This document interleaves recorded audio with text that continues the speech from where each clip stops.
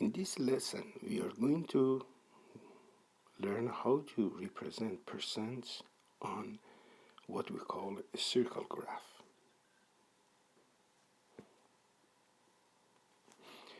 Now, consider a circle. As you know from previous grades, if we start from a point on a circle and then go around the circle one time, this is equivalent to 360 degrees. Now let's divide the circle into 100 ticks. These small divisions, we call them a tick. There are 100 of them on this circle. So this one, from here to here, it has 10 ticks. We know that the circle is 360 degrees. And there are 100 ticks here. We have divided the circle. Now, this means that if there are 100 of them, which represent 360 degrees, then one of them is going to be 1%. So it's going to be 1% of 360 degrees.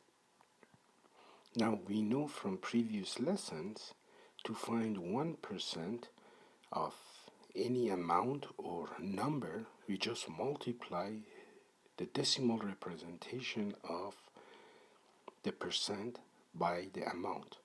So the 1% of 360 is really 1%, which is equivalent to 0.01, because it's 1 over 100, which is 0.01, times 360, which is going to be 3.6 degrees. So this means that one of these ticks on the circle, if we connect it to the center, it represents 3.6 degrees. Now 10 of them is going to be 10 times 3.6, which is 36 degrees. So this means this angle here represents 36 degrees.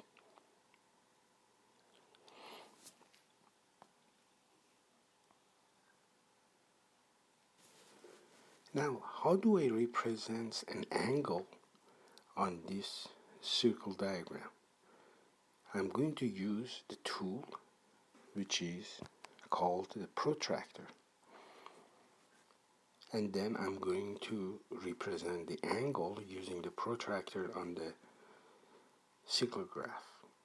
So remember, in a circle graph, if you divide the circle to 100 ticks, every tick is 1%, and every 1% is equivalent to 3.6 degrees. So remember these two facts, 1% and 3.6 degrees.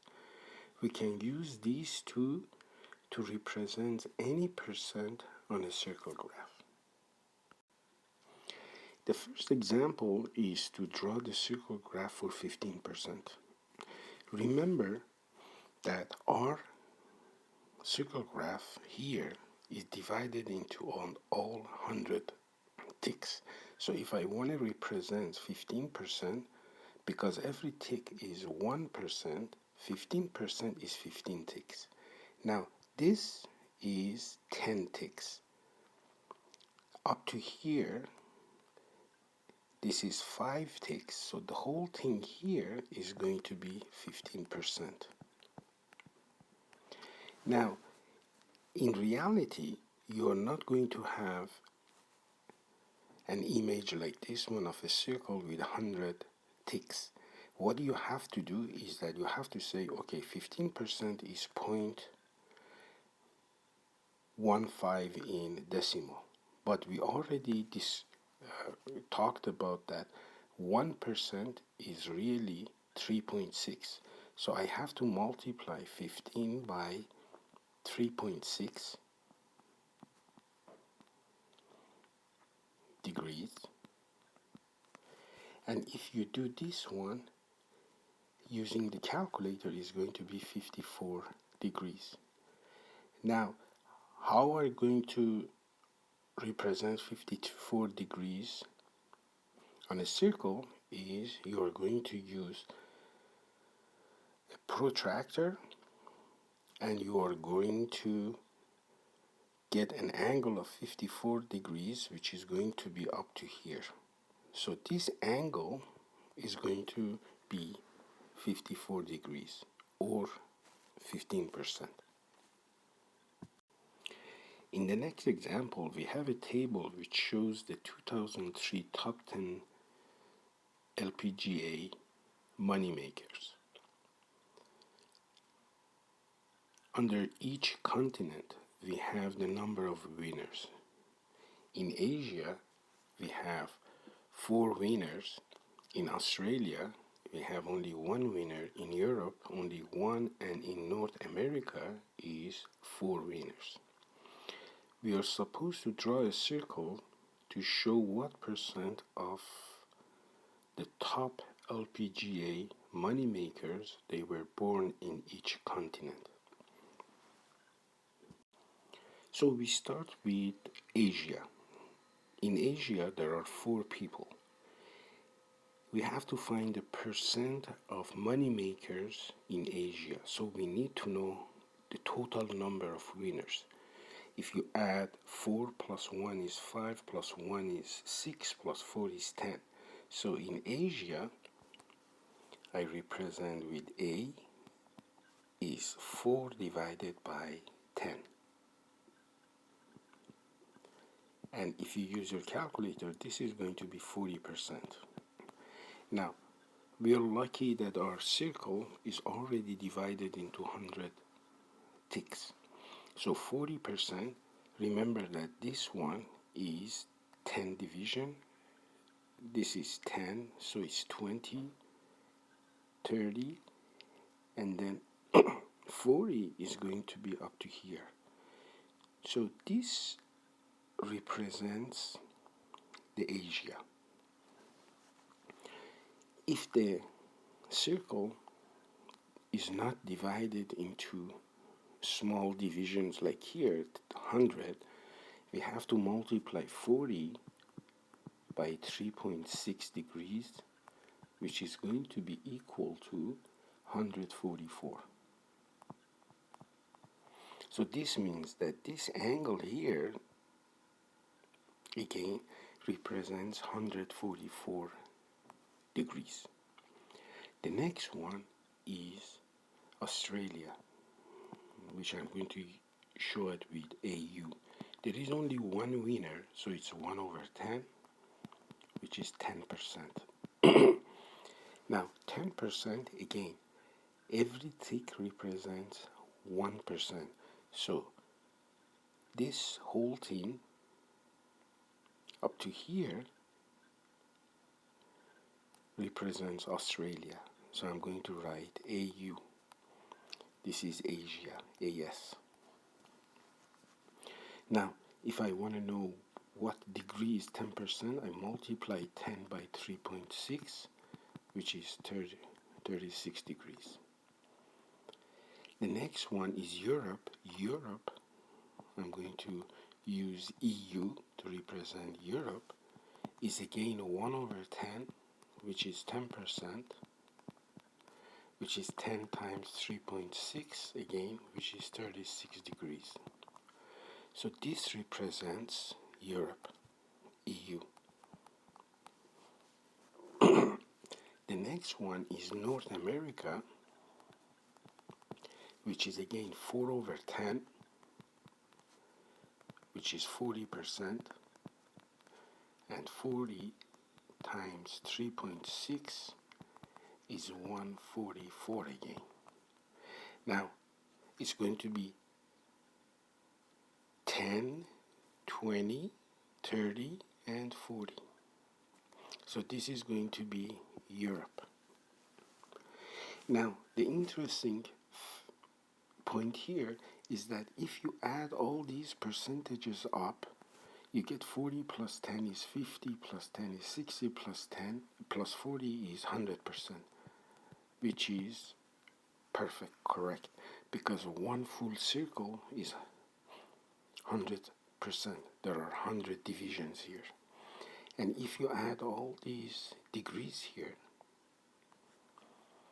144 plus 36 plus 36 plus 144, you get 360 degrees, which is the number of degrees in one full revolution in a circle. The next example says this circle graph shows the world's gold production. Canada is 7%, others is 32%, South America, Africa is 35%, Russia is 15%, and US is 11%. We know that in 2002, the world's gold production was approximately 2,300 tons. The first question is about how much gold would have been produced in each country. The first one is Canada. We know that based on the circle graph, Canada is 7.7%. 7% is, in decimal, is 0.07. 7 divided by 100. And we want 7% of the total, which is 2,300. So multiply by 2,300. We are going to get 161 ton. So Canada produces 161 ton of gold. The next one says South Africa. We know that South Africa represents 35%. So we are going to say 0.35, the decimal representation 35 over 100 times the total 2,300, which is going to give us 805 tons of gold. The next question says, these four oceans have an area of approximately 337 million square kilometers. The oceans are Atlantic, Arctic, Indian, and Pacific. The percent of the total area at Atlantic is 25%, Arctic is 3%, Indian is 22%, and Pacific is 50%. Just note that if you add all these, it has to come up with 100%. And if you add it, 25 plus 20 plus 3 is 28, plus 22 is 50, plus 50 is 100. Now we are supposed to draw a circle graph to represent the data in the table. So we are going to start with Atlantic is 25%. Again, we are lucky that our circle is already divided into 100 ticks. So 25% is going to be, this is 10.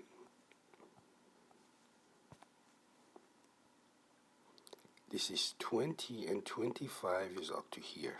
So my graph is going to go up to here. So this is going to be, the whole thing is going to be Atlantic. I call it 80. The next one, so before we go to the next one, remember 25% is going to be 25 times 3.6 is going to be 90 degrees. So this Atlantic represents 90 degrees here. The next one is 3%. So again, 3% is going to be 1, 2, 3 is going to be this angle here. So I can draw roughly this one. This is the angle representing the Arctic. Let's call it AR. After Arctic, it's Indian, which is 22 degrees. Oh, before I forget, again, remember, Arctic is 3%, so it's going to be 3 times 3.6 degrees, which is going to be 10.8 degrees. So this angle here is 10.8 degrees. The next one is 22%, so 22 times 3.6 degrees is going to give me 79.2 degrees. Now this one, the remaining here is 2. So from here, if you go down, up to here is 12. Up to here is 22.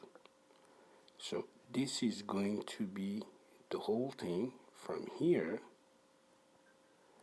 is going to be the Indian. I call it IN. And the last one is Pacific, which is 50%. So it's going to be 50 ticks. And if we start here, so it's 10, 20, 30, 40, and 50. The remaining of the circle. So this angle, the whole thing here, is going to be our Pacific, PA. Now, Pacific is 50%, so 50 times 3.6 is going to give me 180 degrees, which is 180 degrees anyway. So, again, let's check. The degrees add up to 360. If you add 90 plus 108 plus 79.2 plus 180 is going to add to 360 degrees, which is what we expect it to be.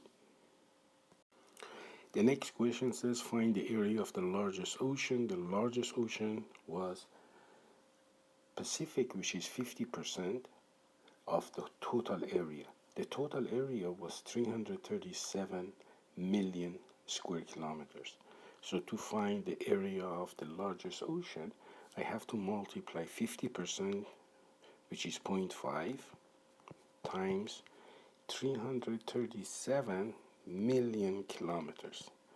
But a million is 6 zeros, so 1, 2, 3, 1, 2, 3. If you multiply this one, you get 168,500. So it's 168,500,000 square kilometers.